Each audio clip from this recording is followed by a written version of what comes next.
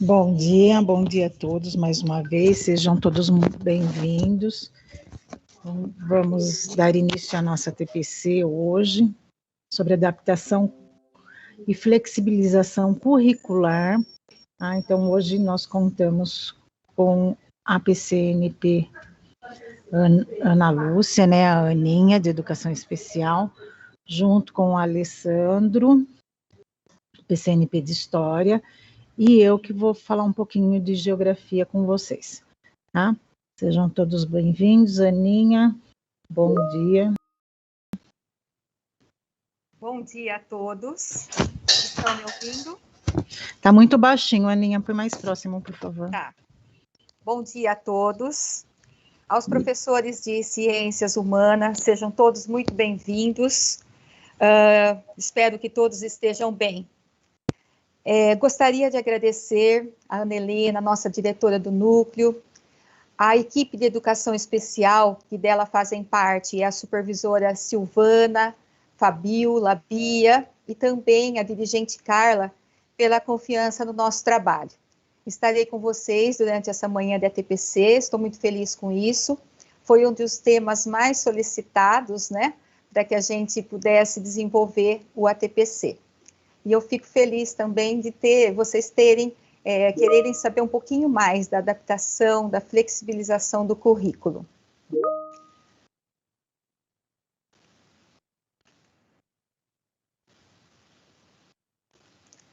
Aqui os nossos combinados para essa manhã. As câmeras, por favor, e microfones desligados. Utilizar o chat para as perguntas e comentários. A reunião está sendo gravada. E eu gostaria que todas as dúvidas e questionamentos que serão realizados, eles serão respondidos posteriormente. Então, por favor, no momento que forem colocar uma pergunta, identifique-se com a escola e o nome. E a lista de presença vai ser gerada, como sempre, através da coleta do formulário de avaliação e deve ser feita no final da TPC. A nossa pauta, nossa apresentação, os combinados, a sensibilização. Vou falar um pouquinho da estrutura da educação especial, alguns conceitos básicos do público-alvo, os procedimentos necessários para adaptação, algumas reflexões sobre a avaliação adaptada. Vamos instrumentalizar os docentes, para esse processo. As adaptações de acesso ao currículo, como eu registro tudo isso, e as contribuições de cada disciplina na elaboração das adaptações. Então, elas foram feitas, por cada um dos PCNPs, em cima de todo, do São Paulo Faz Escola, do Currículo em Ação, do Aprender Sempre. Aqui a nossa sensibilização. Esvazie sua mente de modelos, formas, seja amorfo como a água. Você coloca a água em um copo, ela se torna o copo. Você coloca a água em uma garrafa, ela se torna a garrafa. Você coloca ela em uma chaleira, ela se torna a chaleira. A água pode fluir, a água pode destruir. Seja água, meu amigo. Essa frase é do Bruce Lee, todo mundo deve conhecer, um ator, e fui pesquisar um pouquinho sobre ele, também é um filósofo, roteirista, produtor.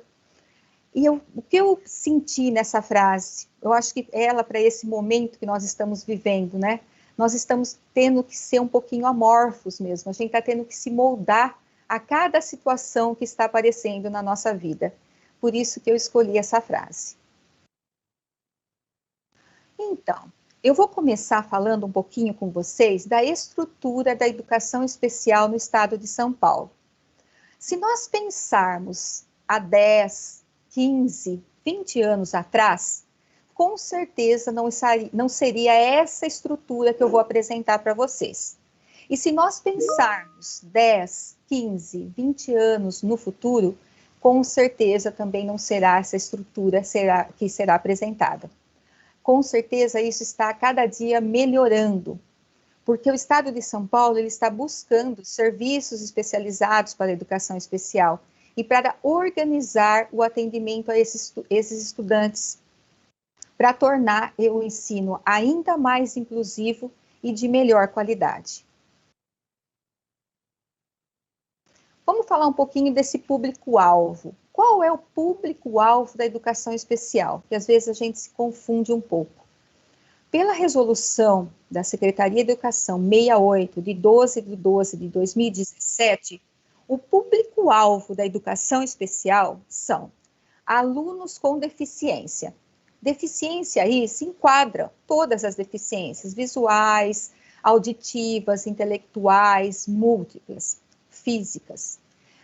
Transtornos do espectro autista, TEA, e também altas habilidades e superdotação.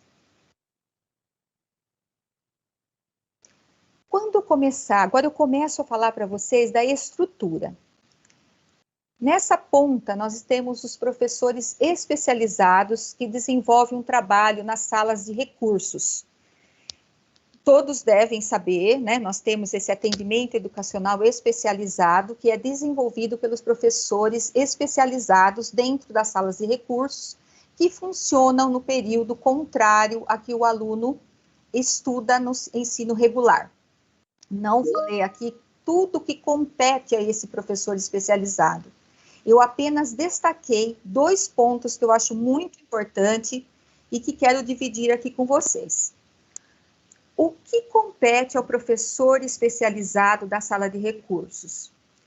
Participar dos conselhos de classe, ciclo, ano, série, termo e das aulas de trabalho pedagógico coletivo ATPC. Pessoal, é de suma importância que o professor especializado participe dos conselhos de classe, série, tá? Ele precisa estar. Por quê? Vamos lá. 8º ano, tem um aluno com deficiência. Ele precisa estar ali para falar sobre aquele aluno, como está sendo o desenvolvimento daquele aluno. Porque, desculpem falar dessa forma, mas às vezes nos conselhos a gente escuta ainda assim, o número 1 é o João, tá tudo bem, as notas estão bem, o número 2 é o Pedro é DI, ou Intel. Ah, tá, então o Pedro é DI ou Intel, a gente vai dar 5 para ele. E não é bem assim, a gente já conversou bastante sobre isso, por isso que o professor também tem que estar presente nesse conselho. O que eu fiz para esse aluno? O que a sala de recursos pode colaborar no que foi feito para esse aluno? E aí sim, eu vou dar a nota adequada a tudo aquilo que ele me apresentou. Oferecer apoio técnico ao professor da classe de ensino regular, indicando recursos de acessibilidade, estratégias. Aqui entra a adaptação. O professor da sala de recursos, ele pode apoiar, ele pode colaborar com o professor da sala regular. Ele não vai fazer a adaptação curricular para esse professor, tá? Então, isso tem que ficar bem claro. Ele colabora. Por que ele colabora? A colaboração dele é importantíssima, porque ele conhece mais esse aluno. Então, ele pode ajudar muito nesse momento. Hoje nós temos, né, já de um tempo para cá, nós temos o professor interlocutor, que é um facilitador dentro da sala de aula para aquele aluno surdo. Eu sempre peço, e isso até vou citar a mais à frente, o professor interlocutor, ele precisa ter sempre o material antecipadamente em mãos para poder preparar, né, toda a adaptação de acesso ao currículo que ele pode ajudar esse aluno durante a aula. Então, o professor interlocutor, nós temos o professor itinerante. Quem é esse professor itinerante? Algumas escolas apresentam alunos com deficiência e, ao mesmo tempo, não têm espaço físico para abrir uma sala de recursos. Então, é feita a atribuição para um professor itinerante, que ele vai até a escola do aluno para poder desenvolver esse trabalho especializado com esse aluno, tá? Então, esse é o professor itinerante, nós já temos na nossa diretoria esse professor. O atendimento escolar domiciliar. Esse atendimento é feito para os alunos que estão em tratamento de saúde em casa. Eles não estão internados, mas eles fazem um tratamento muito sério de saúde, que eles não podem sair do seu domicílio. Então, esse professor é atribuído aulas e ele vai até a casa do aluno prestar esse serviço. Nós temos as classes hospitalares, nós temos 2 classes hospitalares que atendem aos alunos em tratamento de saúde, muitas vezes tratamento oncológico. Essas 2 salas, elas funcionam dentro do Hospital Amaral Carvalho, e elas são vinculadas à Escola Lopes Rodrigues. Então, o aluno, ele é da Escola Lopes Rodrigues, e ele está tendo atendimento dentro do hospital, porque eles estão impossibilitados de serem atendidos fora de lá, tá? Eu acho que é um trabalho muito desafiador dessas professoras, né? E também é um trabalho, assim, que dia a dia, é um trabalho que elas sempre me falam, Aninha, é o dia após dia. Muitas vezes elas chegam, o aluno não pode ser atendido, que está num tratamento mais sério. Muitas vezes elas chegam e aquele aluninho talvez não esteja ali para ter a aula daquele dia. Então, eu falo que é realmente um trabalho desafiador, mas ao mesmo tempo gratificante demais. Nós temos agora também o profissional de apoio escolar, que são os cuidadores, que desde a TAC de 2014, eles atendem aos alunos que não consigam realizar com independência essas atividades de alimentação, higiene bucal, íntima, utilização do banheiro e locomoção. Então, esse cuidador, ele é contratado por uma equipe, por um serviço terceirizado, e ele está na escola para desenvolver para dar apoio ao aluno nessas atividades do cotidiano escolar. Ele não fica dentro da sala, o cuidador, ele fica fora. Apenas ele pode entrar na sala quando solicitado pelo professor, muitas vezes, às vezes, para pegar o aluno, tirá-lo da sala, ajudá-lo a arrumar o material, tá bom? E o professor auxiliar? Para o professor auxiliar, ainda não há uma definição dessa função, pelo fato de não haver resolução estadual ainda estabelecida. Por quê? Esse professor, ele é colocado dentro da sala de aula por uma ordem judicial. Então, o que eu falo? Muitas vezes, né, eu encaminhei para a escola algumas necessidades, né, que ele tem que atender. Uma delas é estar, né, orientando o aluno durante a rotina escolar. Ele deve estar junto ao professor nas adaptações também necessárias ao currículo e relatar o seu trabalho sempre através de relatórios. Mas aí, então, chegamos, né? Adaptação, flexibilização. Sempre quando a gente fala nisso, parece que dá, assim, um pouquinho de medo, um pouquinho de receio, ela é um pouco temida, né, ainda. Se a gente entrar aí no dicionário, a gente vai achar os sinônimos. O que é adaptar? O que é flexibilizar? É ajustar, é moldar, é tornar flexível, é acertar, acomodar, adequar. Então, quando a gente fala essas palavras, parece que dá uma aliviada um pouquinho. Mas e aí? O que é tudo isso? Só que eu quero uma reflexão aqui de vocês. Que para eu pensar nesse recurso, eu tenho que partir do pressuposto que para eu adaptar, para eu flexibilizar o currículo, é necessário eu crer que toda criança pode aprender, tendo deficiência ou não. Eu tenho que partir desse princípio. Eu sei que ele pode. Aí sim, eu vou fazer a minha adaptação, eu vou flexibilizar o meu currículo. Flexibilização e adaptação são possibilidades que são colocadas à frente das dificuldades. Elas devem ser feitas quando necessário para tornar a adaptação às peculiaridades de cada aluno com deficiência. Esse currículo adaptado, esse currículo adaptado, ele visa adequar o currículo acadêmico aos estudantes, porque pelas suas condições cognitivas, físicas, sensoriais, não conseguem acompanhar o currículo. E aí eu falo, são ajustes que nós podemos fazer nos objetivos, nos conteúdos, na metodologia e na temporalidade também, que isso é muito importante. E para fazer esse currículo adaptado, eu tenho que ter alguns pontos de atenção. Um deles é, esse currículo não deve ser modificado, e sim adaptado, flexibilizado às condições do processo de aprendizagem daquele aluno. Ele não é um currículo diferente. O professor ele vai propor atividades dentro das especificidades desse estudante público-alvo da educação especial. Então, lembre-se disso, isso é muito importante. Eu não vou modificar o currículo, eu não vou fazer um currículo diferente.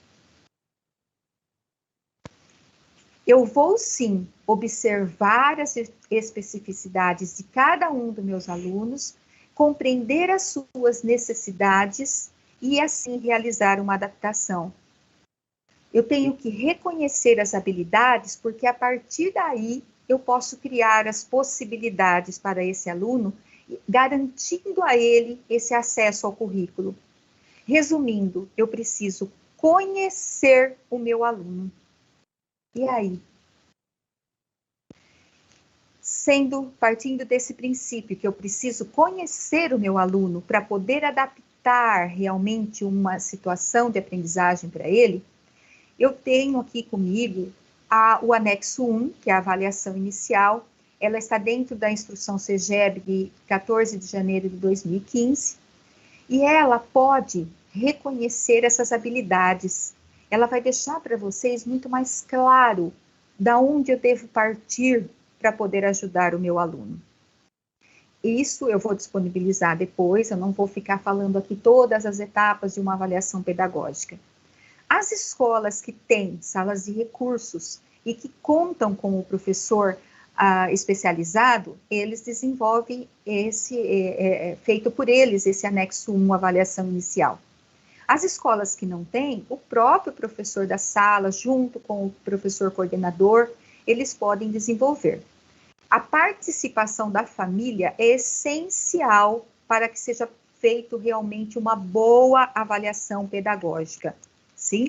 Não podemos descartar de forma alguma a participação da família.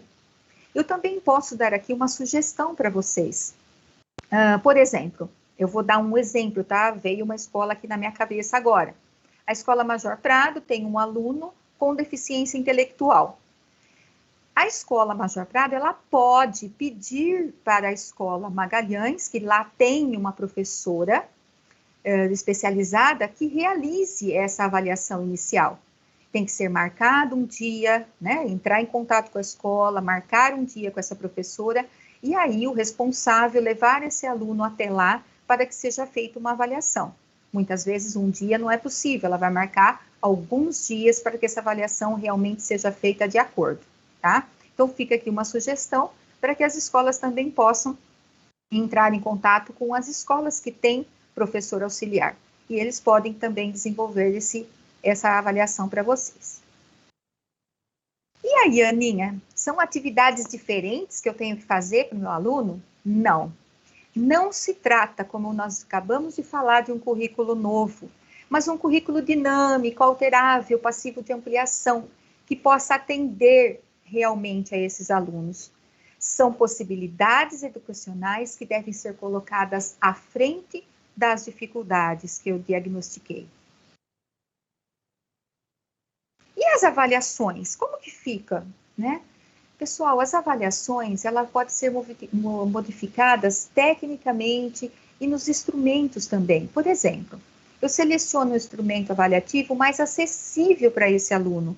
Ele pode fazer uma avaliação através de um desenho, oralmente, apontar uma figura, uma múltipla escolha, preencher lacunas, tá? Enquanto a sala está fazendo a avaliação, essa avaliação adaptada, ele está fazendo junto com a sala. Isso é muito importante. Eu posso ofertar para ele materiais de apoio, posso ofertar calculadora, caderno para consulta, tabuada. E nós temos que ficar atentos ao nível de complexidade e ao tempo que é dado a esse aluno também, porque ele tem garantido isso, um tempo maior para desenvolver. E quem que elabora? Quem que elabora essas adaptações? É o professor de todos os componentes curriculares. Nas escolas que possuem as salas de recurso, como eu já disse, o professor especializado, ele pode colaborar com essa adaptação. Mas não existe uma única forma de realizar uma adaptação curricular. É sempre necessário estudar caso a caso. Por isso que eu falo, às vezes eu faço uma ótima adaptação para o Joãozinho, mas ela não vai servir para o Pedrinho, certo? Porque nós temos que conhecer caso a caso. Quando você fica em dúvida, às vezes com algum aluno, o laudo desses alunos, eles têm que estar no prontuário. Eu sempre peço isso para as escolas. Dentro do prontuário desse aluno, o laudo deve estar lá. Por quê? Eu não posso cadastrar um aluno na sede se eu não tenho laudo comprovando essa deficiência. Isso já ficou muito claro com as escolas. Eu já nem tenho muito o que falar sobre isso. E às vezes chega algum aluno que está cadastrado com deficiência e nós vamos buscar esse laudo, a gente vai pesquisar em escolas anteriores e esse laudo não existe, tá? Então é chamada a família e novamente é feito um trabalho para ver se realmente esse laudo existe. Se não foi colocado ali, né, vamos pensar por engano ou por uma simples dificuldade de aprendizagem. Então, para que serve essa adaptação curricular? Ela serve para remover barreiras que são enfrentadas por esses alunos que têm inúmeros problemas na aprendizagem e na participação, para que os educadores repensem suas atividades educativas, para garantir a todos o sucesso na aprendizagem, para assegurar que os alunos recebam os meios e as respostas educativas de que necessitam para progredir no sistema educacional em igualdade de condições. Por isso que a adaptação curricular existe, para darmos aos nossos alunos igualdade de condições. Mas lembrem-se, isso eu gosto sempre de frisar com vocês, é uma coisa que vocês têm que ter guardado. Nós não devemos infantilizar e muito menos subestimar uma pessoa com deficiência. Isso pode ser uma das principais barreiras para a inclusão. Então, até vou usar assim, é aquela velha história assim do coitadinho. Será que ele consegue? Meu Deus, acho que ele não vai conseguir. Nós temos que tirar isso da cabeça. Ele não é coitadinho e ele consegue, tá? Então, nós temos que ter isso em mente. E esse olhar do professor acolhendo esse aluno e acreditando na capacidade dele é que vai fazer ele superar os seus limites. A partir do momento, como a gente disse lá no começo, eu acredito, eu sei que ele pode, com certeza isso vai fazer ele superar qualquer limite que possa aparecer. Então, mais uma vez, nós não podemos ter as limitações como norte para trabalhar com um aluno deficiente, mas devemos observar os mesmos por meio de suas competências e trabalhar esses pontos fortes. Então, a gente tem que conhecê-lo e, através daquilo que ele sabe, do seu ponto forte, partir daí para poder fazer o melhor para ele. Agora, nós vamos falar um pouquinho das adaptações de acesso ao currículo. Mas por que, Aninha? A gente estava falando de adaptação curricular e agora nós estamos falando de adaptação de acesso. Pessoal, muitos dos alunos com deficiência, por exemplo, um aluno com deficiência visual, ele tem o seu cognitivo preservado. Então, muitas vezes, eu não vou precisar fazer uma adaptação de currículo para ele. Eu vou fazer uma adaptação de acesso ao currículo. Então, o que é acessar? O que é chegar até esse currículo? Então, são um conjunto de modificações ou provisão de recursos técnicos e materiais, adequações no ambiente, introdução de sistemas alternativos de comunicação que venham a facilitar que os alunos com deficiência possam desenvolver satisfatoriamente o currículo regular. Então, são acessos que eu vou dar agora para vocês alguns exemplos, que vai dar para entender o porquê de adaptação do currículo e adaptação de acesso ao currículo. Então, por exemplo, o aluno com deficiência intelectual.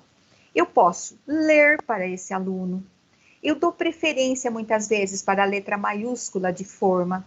Eu tenho que ter um cuidado maior com o número de atividades que eu dou para ele. Eu tenho que dar atividades práticas e concretas. As intervenções devem ser diretas a esse aluno. Dar um comando de cada vez. Dar preferência para atividades impressas. Ensiná-lo a usar a calculadora. Ensinar a passar o marca-texto na apostila. Limitar textos para a interpretação. Deixar o aluno se expressar oralmente. Dar um tempo maior para que ele realize as atividades. Utilizar desenhos como forma de se expressar. Utilizar estímulos visuais. Perguntar sempre ao aluno se ele entendeu. Incentivar a ele a autonomia. Percebam que aqui foram adaptações que eu posso fazer que ele vai criar a ele facilidades no acesso ao currículo, certo? Diferente da adaptação curricular, onde realmente eu atuo dentro do currículo. E o aluno com baixa visão? Porque o aluno com baixa visão, não necessariamente ele tem uma deficiência intelectual, ele tem um rebaixamento cognitivo. Então, talvez, para ele, eu não precise fazer uma adaptação curricular, apenas uma adaptação de acesso ao currículo. Se eu fizer para ele atividades ampliadas e dar um espaçamento maior entre palavras e linhas, pronto, muitas vezes dali eu já estou fazendo um bem maior para esse aluno. Dar preferência para a letra maiúscula de forma, orientar sobre a iluminação no momento das atividades. Ô, Aninha, mas como que eu vou saber se ele tem glaucoma, se ele não tem?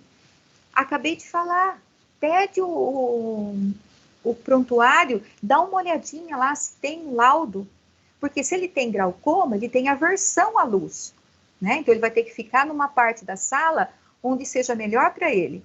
Agora, as outras doenças oculares, eles necessitam de mais luz. Percebam, né? Então, o quanto é importante eu conhecer esse aluno. Sempre que possível, eu devo optar por gravuras simples, com poucos detalhes, né? Contrastes, porque aí vai facilitar também. Utilizar sempre legendas para explicar as figuras. O aluno com baixa visão, ele tem dificuldade para compreender detalhes. Tendo ali uma legenda, né, nos gráficos, nos desenhos em geral, vai facilitar muito. Dar preferência para atividades e textos mais curtos ou divididos, tá? Então, se você dá um texto muito longo, vai complicar a vida dele. Então, divida esse texto em partes. Estimular o uso de lupas. Muitas vezes, o oftalmo, ele no laudo, ele já coloca a necessidade de lupa. Isso pode ser encaminhado para a diretoria para ser feito a compra dessa lupa. O lápis 6B é muito bom para ele, aquele lápis marca bem. Cadernos com pautas ampliadas, é só ir no Word e fazer linhas mais espaçadas, linhas mais grossas. Sempre que possível, entregar as atividades ampliadas prontas para esse aluno realizar as respostas. Tá? Então, muitas vezes, ali já estou ajudando ele em tudo. Atividade ampliada e já pronta para ele. E os alunos cegos? Eu já vou falar aqui para vocês, dentro de toda a nossa pesquisa aqui na sede, nós temos 2 alunos cegos hoje e um aluno surdo cego. Nós temos uma menina que está estudando na Escola Capitão temos um aluninho que estuda na escola Terésio e temos um aluno na escola Laurindo Bataiola, que é surdo cego. Todos. Você vai falar assim para mim, difícil, né, Ninha? Sim, difícil, mas possível, tá? Possível. Então, o que eu tenho que fazer? Eu tenho que sugerir aplicativos interativos e programas DOS-Vox. Vou falar uma coisa para vocês aqui, em primeira mão. Os alunos com deficiência visual vão receber um tablet, tá? Já com todos os programas instalados. Então, isso vai ajudar muito os nossos alunos, muito. Esse tablet vai estar com eles, vai fazer parte do cotidiano desse aluno. Então, todos os programas já instalados, com certeza vai facilitar muito. Nós temos que estimular a escrita desse aluno, a leitura em braille, tá? Quem domina, claro, mas com certeza o aluno que ele é cego, ele já está tendo todo esse trabalho desde sua infância até hoje para o trabalho desenvolvido em braille. Nós temos que sugerir vídeos sobre os temas, né? Isso é muito bom, facilita muito o trabalho. E sempre que possível, utilizar e confeccionar figuras ou desenhos em alto relevo. Aí você vai falar assim, nossa, Aninha, é complicado. Não, com barbante, com massinha, tudo se torna mais fácil. E também, já adiantando um pouquinho aqui, a Ana Helena vai dar algumas dicas muito legais para vocês hoje. Os alunos surdos, né? Enunciados curtos, claros e objetivos. Usar os recursos visuais o quanto for necessário, figuras, gráficos, mapas, tabelas. O professor, quando ele está elaborando a aula, ele tem que sempre lembrar que ele tem esse aluno surdo na sala, né? E se atentar a esses recursos visuais. Isso é muito legal. E a aula até vai ficar bem diferenciada. Acaba até os outros também tendo a oportunidade de poder, né, ajudar, tá bom? Aqui eu falo novamente do professor interlocutor, né, que ele tem que ter acesso ao conteúdo antecipadamente, para que ele possa elaborar figuras, fazer um trabalho antecipado para levar para esse aluno para a aula. É preciso essa interação do professor, aluno e professor interlocutor. Isso é muito importante, né? E lembrar sempre que esse aluno, ele é um aluno da sala, ele é um aluno do professor do ensino regular. O professor interlocutor, ele é um facilitador nesse processo. E também na escola, né, que tenha a sala de recursos, ele estar frequentando a sala de recursos, e esse professor especializado também passando todas as informações necessárias para os professores, tanto o interlocutor como o professor da sala regular. Deficiência física. Gente, aqui eu tenho que falar para vocês que é sempre necessário, mais uma vez, conhecer esse aluno e conhecer o tipo de deficiência física para poder definir a estratégia que eu vou usar.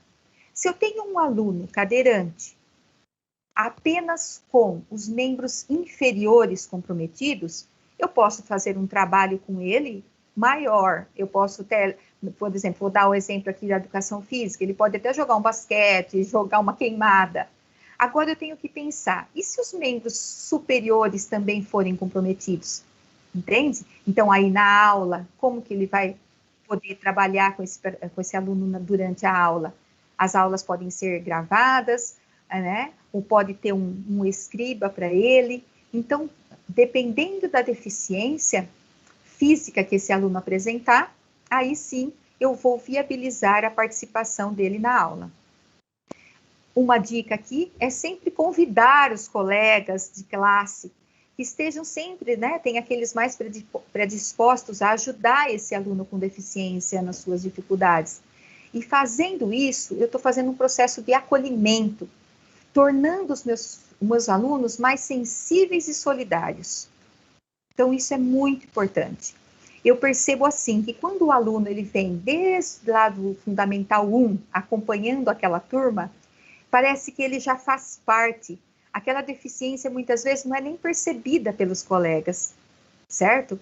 E Nós temos que realmente ser assim. Ela não tem que ser percebida, ela faz parte dele. E é assim que nós temos que enxergar. O aluno autista, né? Aqui também nós vamos destacar que o aluno autista, muitas vezes, não é necessariamente tenha deficiência intelectual. Então, por isso que, às vezes, só as adaptações de acesso ao currículo são necessárias a ele. Mas lembrando que a adaptação curricular ela é garantida para todos os alunos com deficiência. Então, eu posso fornecer orientações mais claras e diretas, eu posso permitir um tempo extra na realização, eu posso diminuir ou fracionar as atividades ao longo, né, em partes menores, para que esse aluno não... Porque eu sei, gente, o aluno autista, muitas vezes, no cotidiano, ele precisa ter uma rotina um pouco mais firme, né? Não pode ser uma rotina muito flexível. Ele precisa estabelecer, durante o dia, tudo que vai ser trabalhado com ele, né? Então, utilizar também aqui, são atividades que eu posso fazer para diminuir o nível de frustração desse aluno, elogiando sempre, inserir desafios pouco a pouco, eliminar muitas figuras e imagens, você vê, um aluno precisa mais de figuras e imagens e outros não. Apresentar atividades diretas, que ao olhar na atividade ele já consegue entender. Realizar a leitura, muitas vezes, se ele ainda não possui essa habilidade.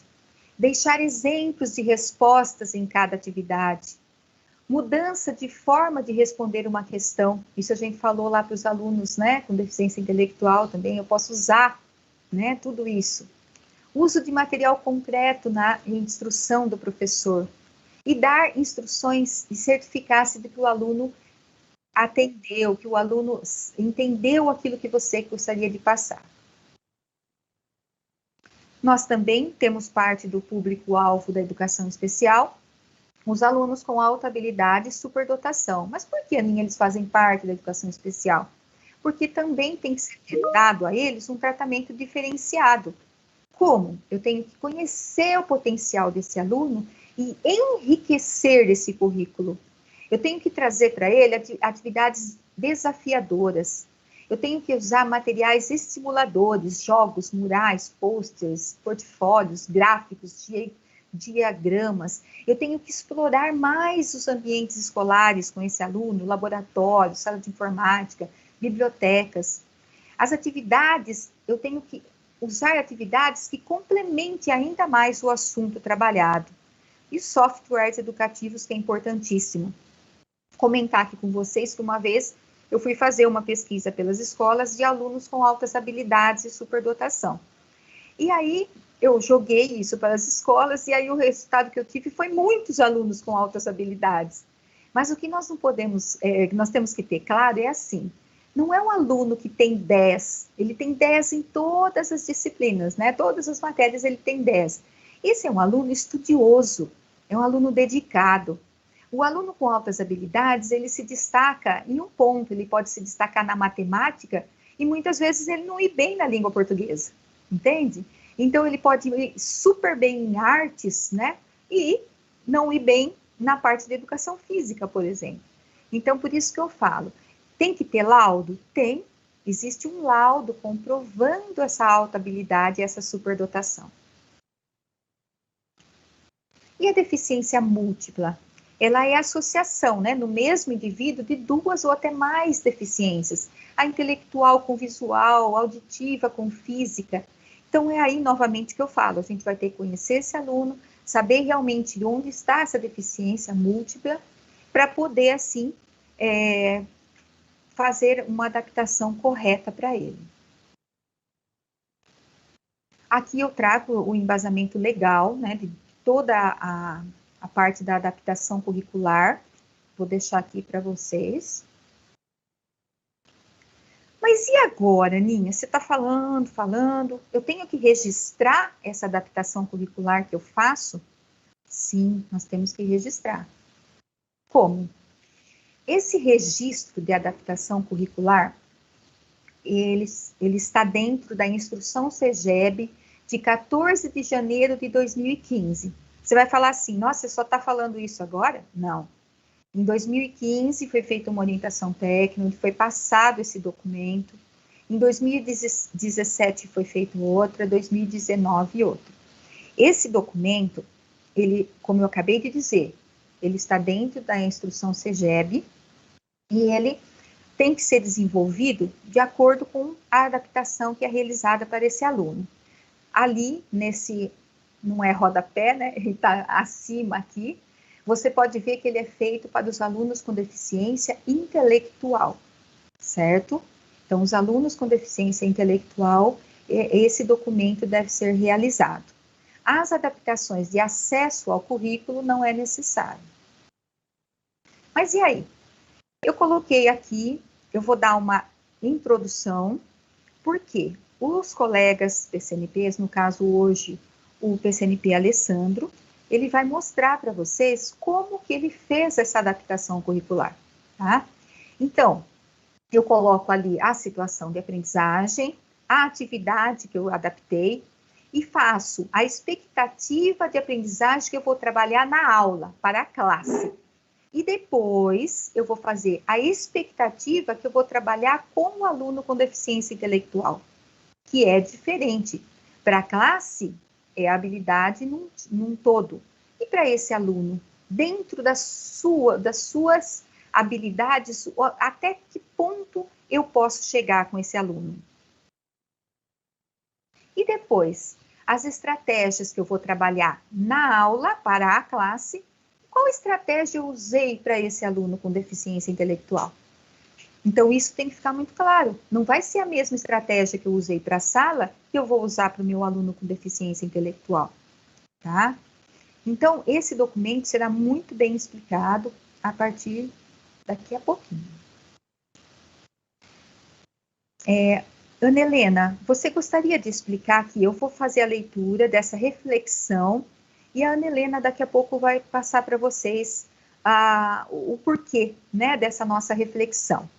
Então, aqui eu quero que vocês parem um pouquinho e reflitam. Vocês vão responder essa pergunta no Google Forms durante agora o ATPC, para que a gente registre a presença e essa tarefinha que foi realizada. Considerando os pontos de atenção ao planejar uma adaptação, flexibilização curricular, identifique verdadeiro ou falso as seguintes afirmativas. O currículo deve ser modificado, o currículo não deve ser modificado. Ao adaptar o currículo, deve observar as especificidades de cada aluno. O currículo adaptado, flexibilizado, é um currículo diferente.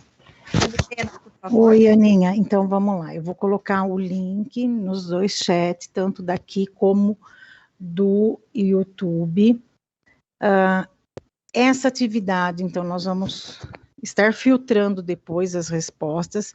Ela vai ser fechada ao final de cada ATPC e aberta só durante os horários de ATPC, tanto da manhã como da tarde. E nós vamos estar somando essa atividade com a listagem gerada pelo Teams e com a avaliação final. E nós vamos estar encaminhando aos coordenadores os professores presentes durante a nossa TPC, tá? Então, eu já estou encaminhando o link, vocês vão ter uns minutinhos aí para estar respondendo, e dá para depois a gente dar sequência ao nosso TPC. Então, nós vamos estar juntando essa reflexão, a lista do Teams e a avaliação final para gerar a nossa lista de presença.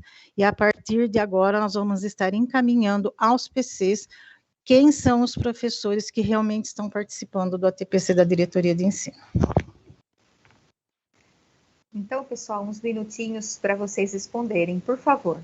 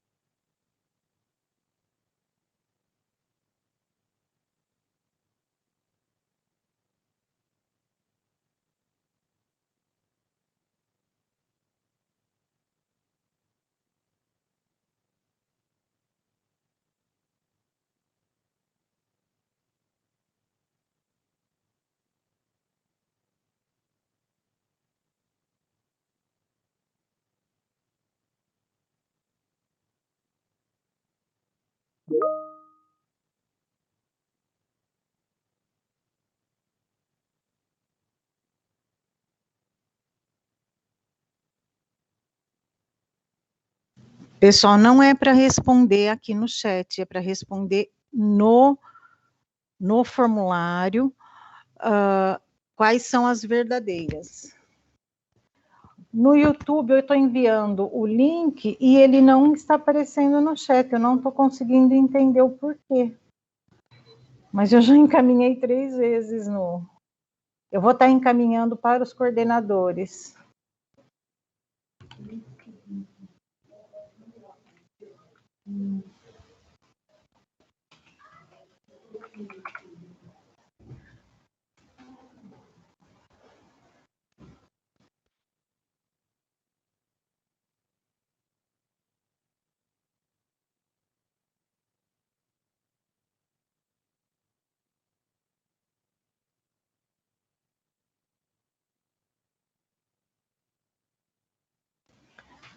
Eu enviei para os coordenadores também o link, então solicito aos coordenadores que enviem para quem está lá no YouTube, porque nós estamos enviando no chat do YouTube e não está indo, nós não sabemos o que está acontecendo. Eu já enviei, a Renata já enviou, a Lilian já enviou também.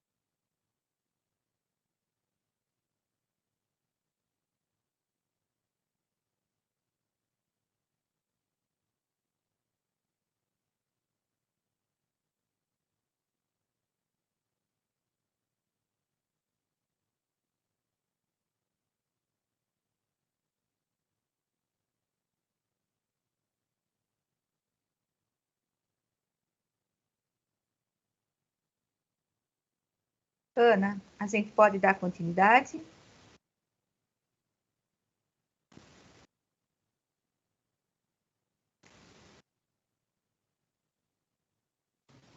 Sim, Aninha, pode ir dando, que a gente vai vendo aqui o link, mas já foi encaminhado para os PCs também.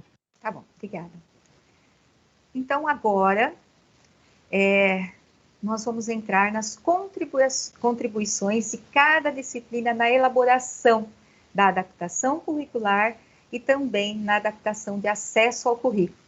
Eu quero chamar o PCNP Alessandro, que vai trazer para a gente uma adaptação curricular no currículo de História. Por favor, Alessandro. Bom dia a todos. Bom dia, Aninha. De antemão, gostaria de parabenizar você pela bela orientação de um assunto tão importante para nós professores, né? Porque, como você disse, nós temos que conhecer o aluno e tendo conhecimento aí do laudo dele, né? E é a partir desse ponto, pessoal, que eu trago aqui uma sugestão, né? Considerando aí a deficiência intelectual. Então, dentro do formulário aqui de registro, né, que foi nos apresentado, devidamente orientado, eu considerei aí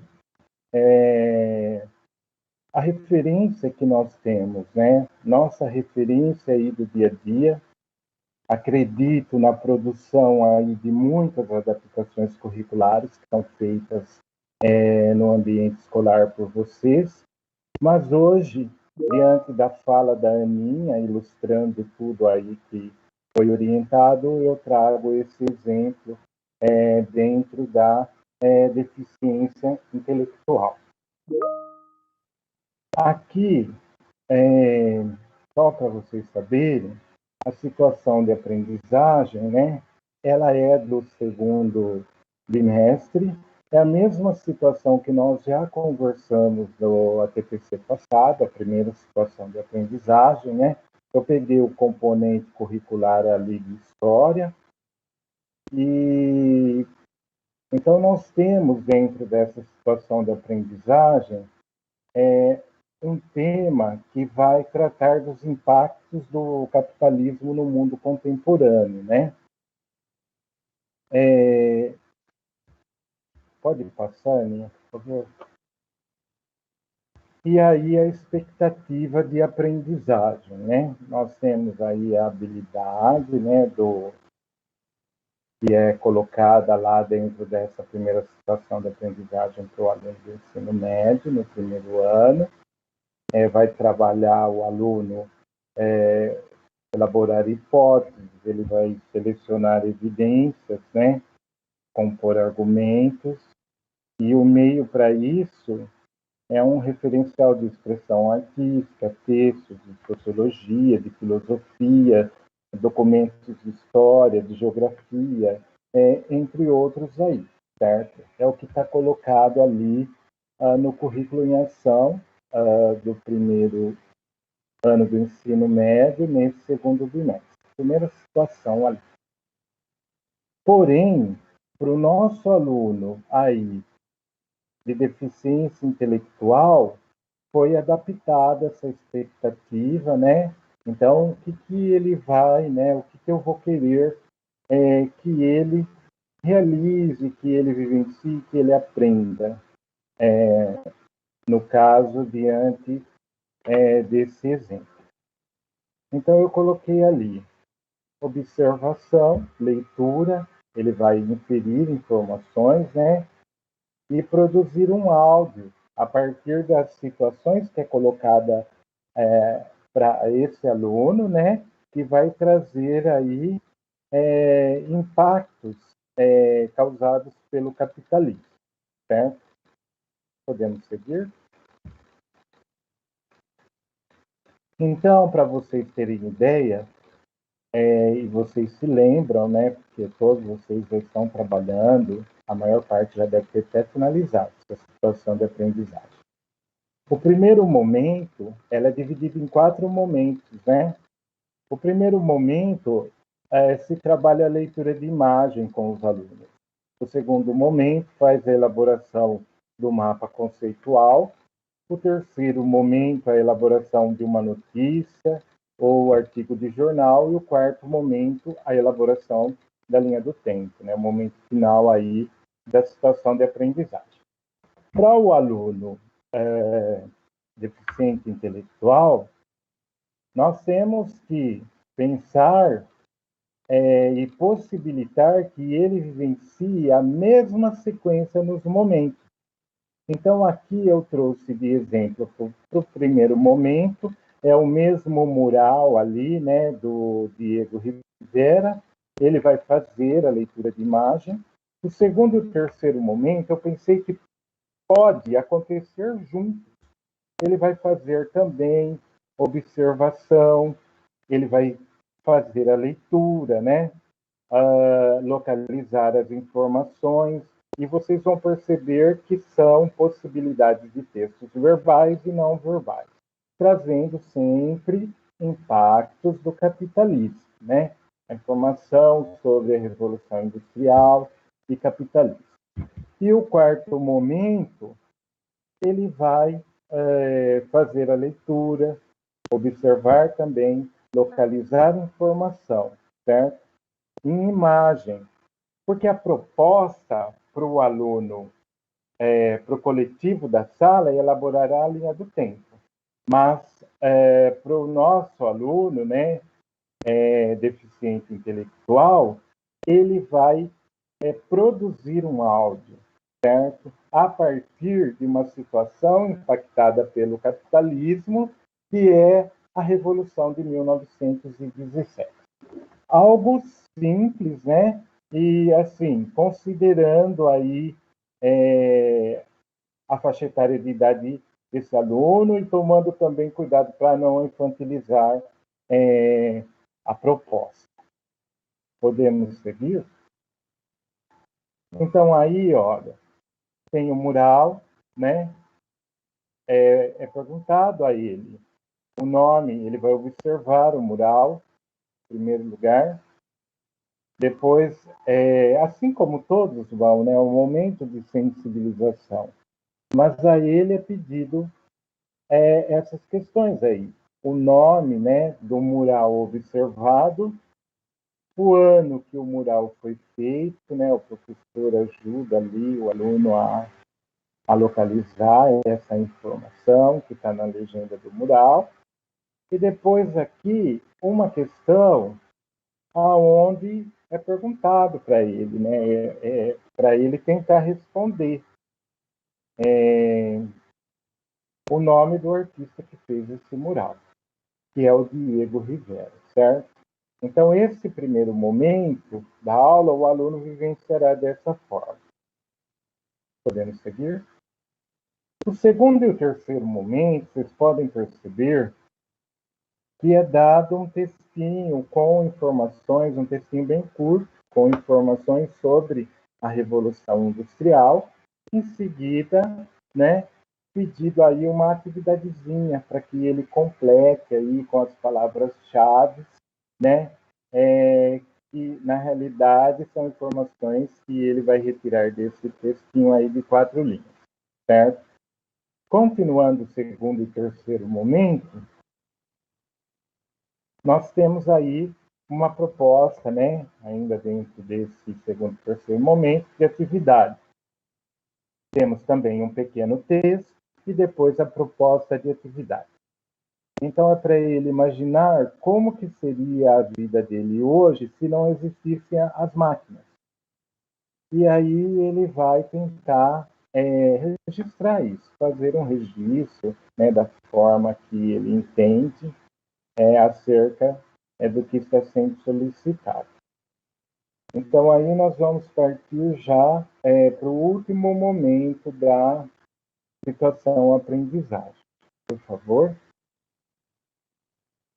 Aqui ele vai observar essa imagem e ele vai identificar a mensagem, né? Que mensagens ele vê ali, o professor vai ajudar ele e ele vai colocar, né? A questão da greve, né? Está proclamada a greve geral. Vamos para a greve geral. Aí ele vai identificando essas mensagens. Em seguida, é uma cronologia. Por quê? A proposta final para o coletivo é montar a linha do tempo, né? Acerca dos assuntos que foram impactados pelo capitalismo. Para o nosso aluno, então, ele vai observar aí uma cronologia, né, sequencial sobre greves no Brasil, né, que começa lá em 1917, aí ele vai observar e, por último, diante de toda essa vivência, observação aí que o aluno teve, então a proposta, lembra que eu falei no começo, é produzir um áudio. Ele vai produzir um áudio sobre essa sequência, essa cronologia de acontecimentos de greve no Brasil, né, que começa lá em 1917. Então, veja que nós também, para o aluno, nós temos um produto final. Enquanto o coletivo vai fazer a linha do tempo, ele vai produzir um áudio, certo? Esse é o exemplo, né, que eu trago para esse momento, considerando aí a deficiência intelectual e também, mais uma vez eu falo que nós temos que ter o conhecimento de quem é o nosso aluno, tá? Eu finalizo a minha fala, agradeço a escuta de todos vocês e eu vou passar a palavra agora para a Ana Helena. Ana Helena, você pode continuar? Oi, Lê, bom dia. Sim, agora nós vamos estar falando um pouquinho de geografia, mas na realidade eu vou não fazendo uma adaptação curricular, mas sim uma adaptação de acesso ao currículo, né? Então, como a Aninha falou, lá no começo, eu vou estar falando um pouquinho sobre o acesso ao currículo de geografia, mas assim, mostrando não só para a geografia, mas que pode ser utilizado para todas as disciplinas, tá bom?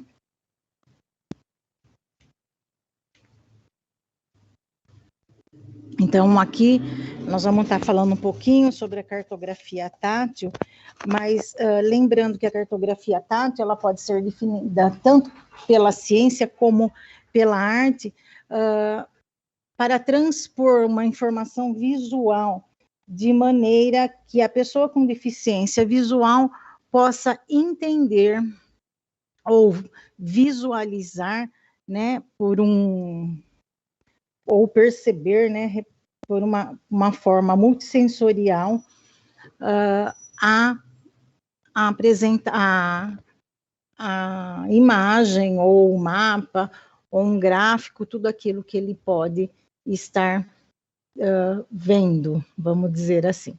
Então, a cartografia tátil, no sentido tátil, ela vai formar conceitos, espaços, fazer entender algumas informações geográficas, no caso da cartografia, e também algumas informações de outras disciplinas, né, criando internamente algumas imagens. Então, ele vai fazer o quê? Transpor os dados geográficos, no caso do mapa ou de diagramas, de forma adaptada através de uma linguagem tátil, que é onde ele vai poder, de forma imaginando, né, criando dentro dele essa combinação visual, tá?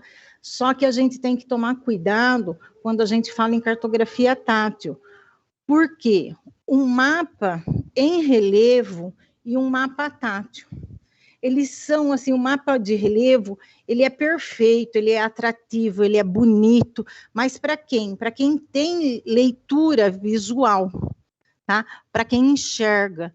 E no caso de um mapa de relevo, ele não proporciona uma leitura tátil.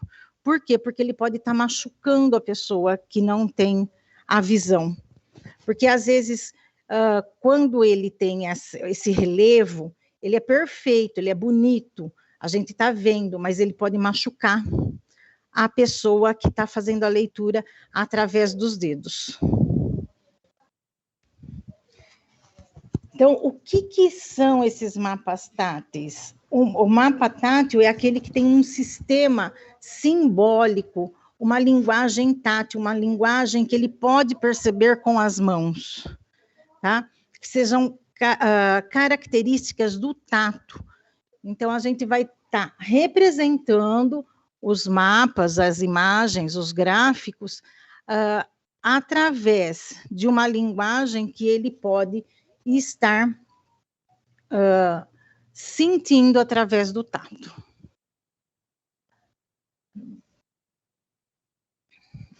Mas por que, né, um mapa tátil? Para que ele serve? Para que fazer isso? Muitas vezes, não só para ele estar estudando, mas para ele estar se orientando, se mobilizando, né, tendo mobilidade dentro de um local. Muitas vezes, essa linguagem tátil, ela não serve só para quem tem deficiência visual, mas ela serve também para todos os usuários, às vezes até para o analfabeto. Então, ele não sabe ler, mas ele pode conseguir ver, utilizando cores, utilizando formas, ele pode estar entendendo para onde ele precisa ir, qual a mobilidade que ele precisa ter. Então, nós temos ainda uma escassa utilização disso, mas sempre é necessário a gente ter em vários locais essa linguagem tátil, tá? Combinada com algumas formas visuais. Bom, para quem, né? Por quê, né? Isso é comum e é bom para todos. Nós, os videntes, né? Aqueles que enxergam, vamos dizer assim, entendem melhor uma representação tridimensional. E o aluno com deficiência visual, ele pode se sentir totalmente integrado à sala de aula quando a gente faz essa representação gráfica tátil. Então, aqui eu tenho alguns exemplos de materiais didáticos táteis usados na escola. Então, aqui o mapa de São Paulo. Primeiro, as áreas naturais de proteção. Então, eu tenho, vamos dizer assim, em marrom, um tipo de papel. E em verde, aonde são as áreas, eu tenho um relevo. Então, um EVA ou um papel de textura diferente, para que ele possa entender no tato aonde são as áreas naturais de proteção.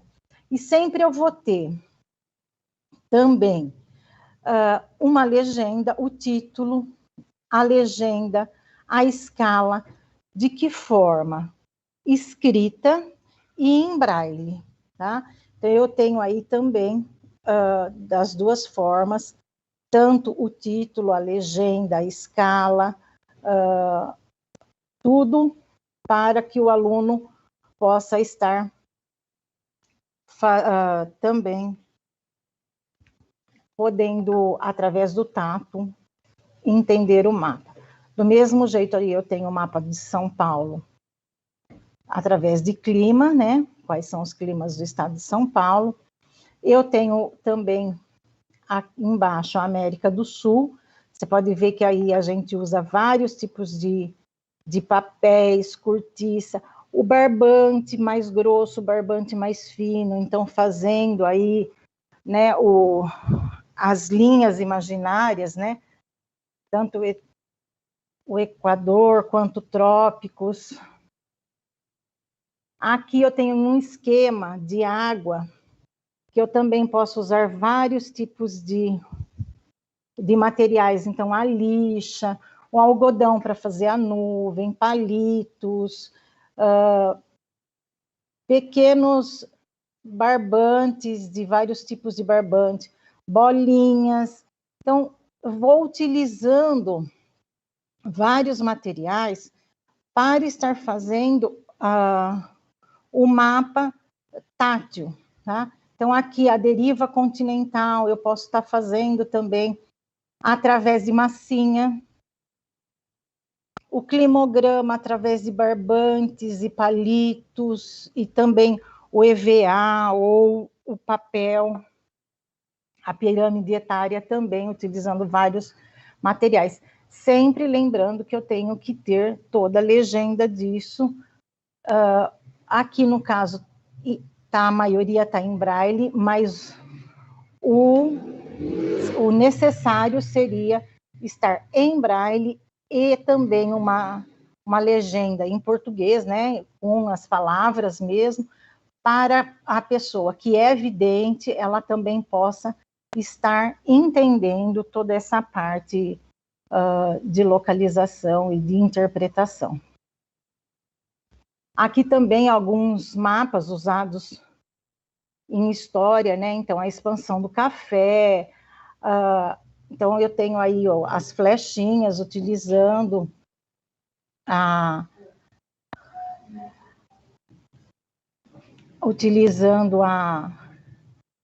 o caminho da expansão de café, da onde começou, né? E as escalas e toda a legenda de toda a rota do café. E aqui eu tenho um esquema da União Ibérica. Então, eu tenho de início aí os países separados, né, em 2 tipos de tecido, e depois com a União Ibérica sendo costurado aqui. Lógico, o professor precisa preparar tudo isso antes e levar isso para o aluno. Então, costurando, ele vai explicar a União Ibérica e mostrar como ficaram os países, aí no caso da União. Entre outros também, eu tenho aqui um mapa em relevo feito pelo Thermoform, que eu vou mostrar para vocês, que é esse tipo plástico. Tem também em alumínio, só que em alumínio nós temos que tomar muito cuidado, porque o alumínio, depende do manuseio, ele pode cortar a mão, então tem que tomar muito cuidado também. Aqui a Rota de Colombo, também utilizando vários tipos de materiais. Então, aqui também, ó, algumas imagens que eu posso estar utilizando através do Thermoform. Então, o Thermoform sem cor e o Thermoform colorido, então eu posso estar usando também, que ele dá um relevo bem fácil do tato. Então, eu posso estar usando na arte, então aqui também o Thermoform. Então, eu tenho a gravura e a representação através do Thermoform.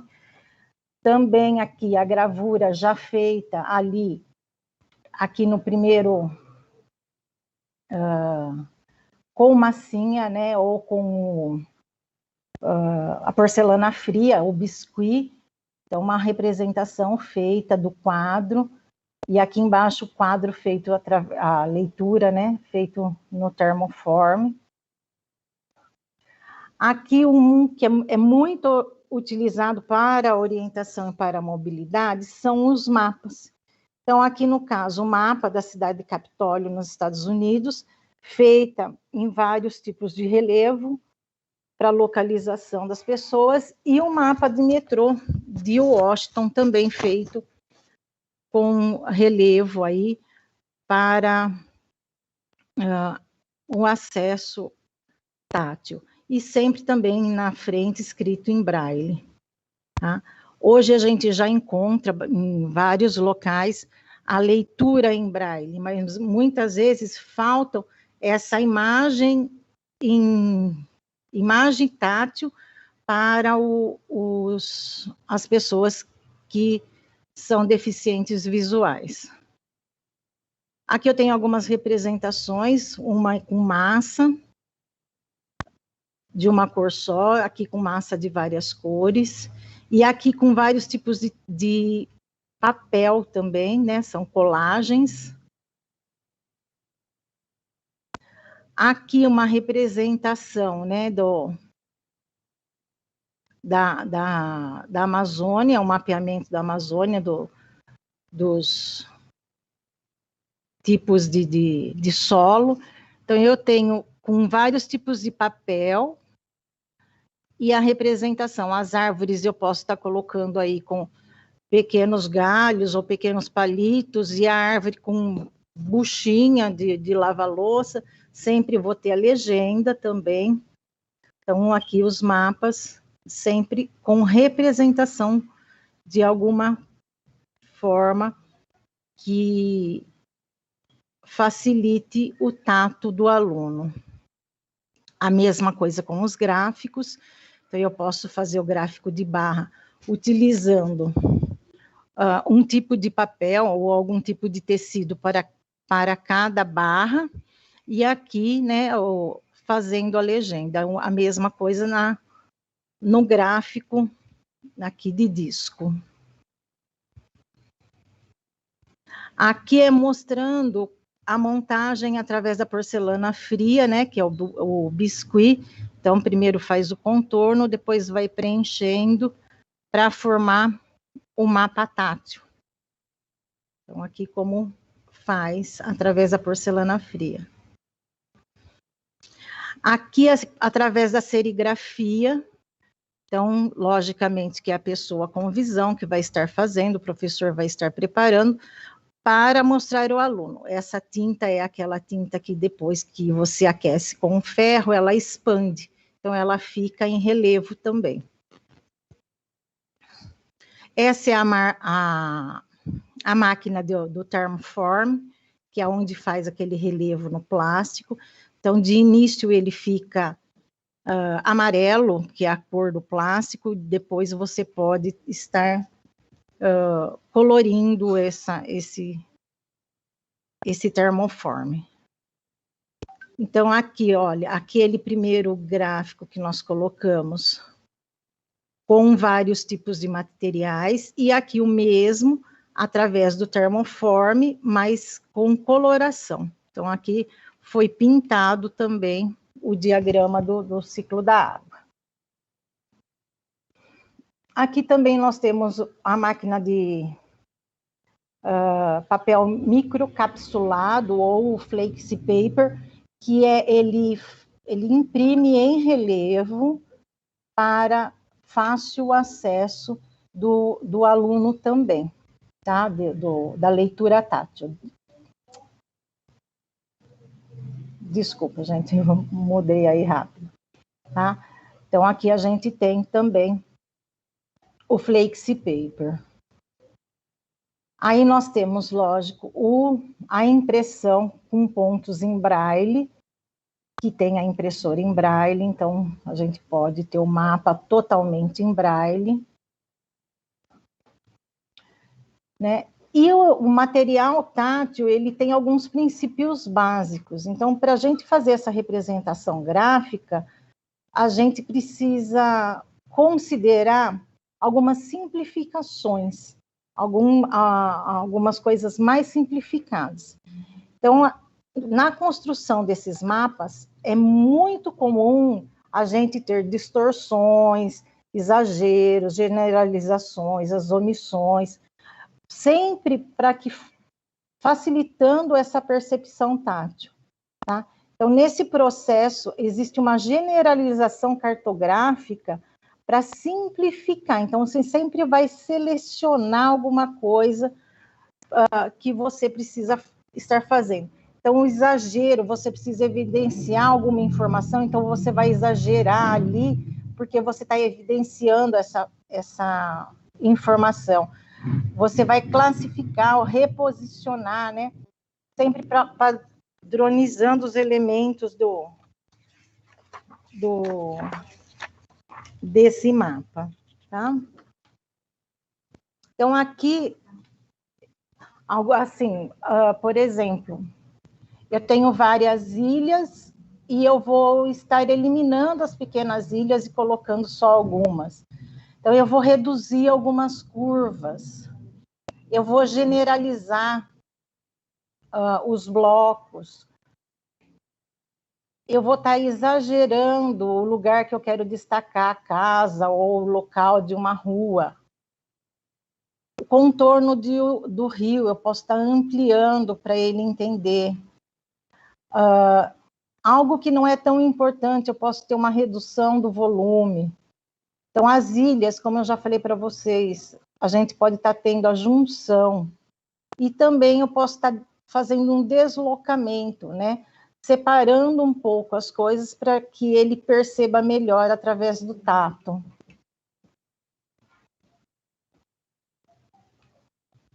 E a construção, como eu falei, que todo mapa tem que ter, né? Qualquer mapa ou gráfico que for tátil, ele tem que ter uma legenda. Então, a legenda com o material utilizado, com o braille e escrever também o que é cada coisa aí da sua legenda. Então, eu tenho aí o norte, né, a escala, com nozinhos, limites, né? Então, o limite de tal lugar com tal lugar é o barbante com limite, o limite disso do estado de São Paulo com Minas, exemplo, vai com barbante mais grosso ou com barbante mais fino, o oceano com um papel ondulado, né? E assim por diante. Outra coisa que eu posso estar fazendo são construção de símbolos. Então, a árvore, eu posso estar tendo a simbologia sempre assim, de estar olhando de cima, tá? Então, de cima, a árvore, eu olharia ela toda torta, mas eu posso fazer a simbologia através de um círculo, o mesmo através da casa. Então, eu vou colocar qual o símbolo e qual o significado na legenda. Nós temos também a batalha geográfica, que a gente pode fazer ela através do tato, né? Mas não só a batalha geográfica, eu posso fazer uma batalha naval usando uma tabuada, usando outras coisas aí que a gente pode estar utilizando o sistema de batalha naval, né, de forma tátil.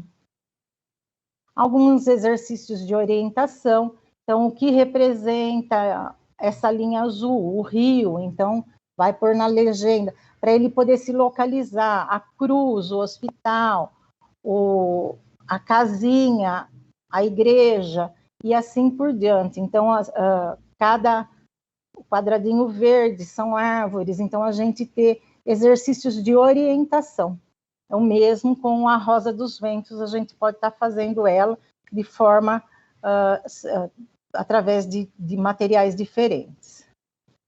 Né? Aqui eu tenho o jogo da velha também, com a Rosa dos Ventos, que eu posso estar colocando de acordo com a textura, cada uma das informações.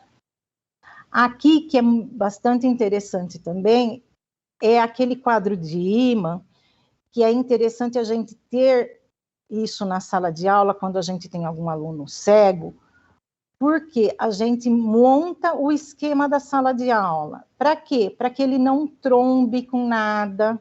Isso é muito importante. E toda vez que a gente for mudar um móvel de lugar, uma carteira de lugar, ou fazer alguma coisa, a gente está mudando também esse mapa para ele estar se localizando, para evitar acidentes dentro da sala de aula ou dentro da escola. Tá? Então, aqui são as nossas bibliografias.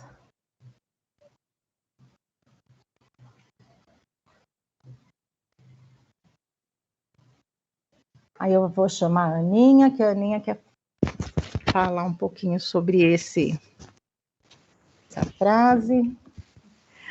Olá, pessoal, estou de volta. Quero agradecer muito ao Alessandro, a Ana Helena. Vocês devem ter notado aí a diferença, né? Que eu vou chamar assim de diferença entre adaptação curricular e uma adaptação de acesso ao currículo.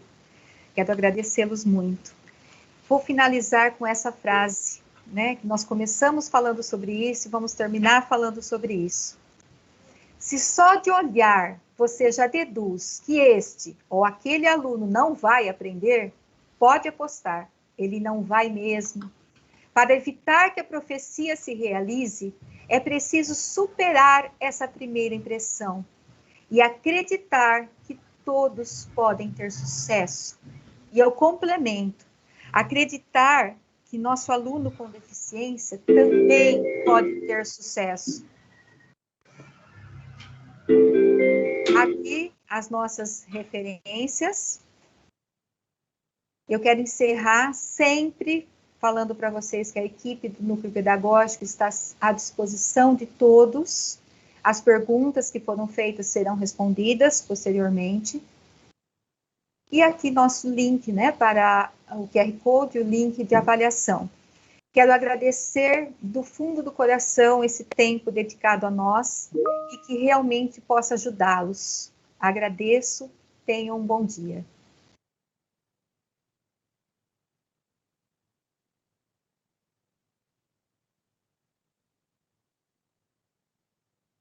Mais uma vez, obrigado a todos pela participação, tenham todos um bom dia e até o próximo.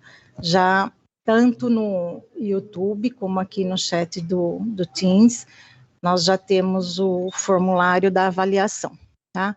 Agora nós já acertamos lá no YouTube também para estar colocando a avaliação lá, tá bom? Muito obrigado, tenha todos um bom dia e até a próxima. Se cuidem.